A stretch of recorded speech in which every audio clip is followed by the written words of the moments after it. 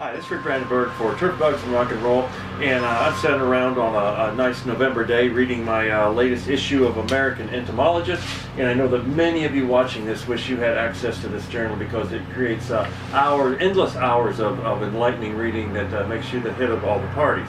But I did find an article in here that I thought was very interesting and relevant to a lot of the discussions we've been having lately.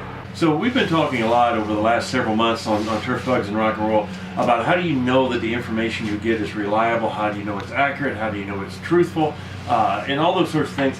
Well, there's an article written in here by May Berenbaum, who is the department head of entomology at the University of Illinois, and she basically took a look at a statement that's been circulating for years and years and years and is oftentimes thought to be very scientifically valid, but there's really no proof of that. And this goes back to the idea of threatening bee populations and bee kills and all that, where a lot of groups will say that 1 out of every 3 bites of food is a result of bees that are pollinating plants. So the reality is a number of organizations that are trying to ensure that we have bee populations forever and ever, which is an admirable cause, they use that statement that basically it says, hey, our food supply is highly dependent upon wild and native pollinators as well as honeybee hives and all that sort of thing, and they use that to back it up. And that statement actually came from a beekeeper's handbook published in 1976, and there is no scientific backing to that particular statement. Not that it's a bad statement to make, because we know bees are important, but there's no study that we could find, or she could find in this article, to back up the fact that 1 out of every 3 bites of food is a result of bee pollination. And so what's really interesting about this is that it may well not even be true when you look at the government requirements and government recommendations for our diet. It certainly doesn't appear that based on that, if you ate that 1 out of every 3 bites of food would be coming from bee pollinated plants.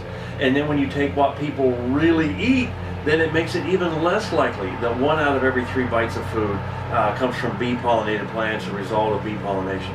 So here's the take-home message. Just make sure that as significantly as possible you can research and make sure that your facts are indeed facts. You know, this sounds like an interesting story, interesting fact, and there probably isn't a whole lot of harm in it of recognizing the fact that bees do contribute to our food supply. But when we simply say it's an absolute fact, it's exactly this much or exactly that much, those stories oftentimes are really hard to document. And I guess if you can't prove it right, it may also be difficult for someone else to prove it wrong. But let's always be careful where we get information. Try to get the source and make sure it's a credible source as much as possible, because there's so much junk floating around out there that sometimes scientists can't even sort out the wheat from the chaff. Hope that helps. Look forward to talking with you again soon.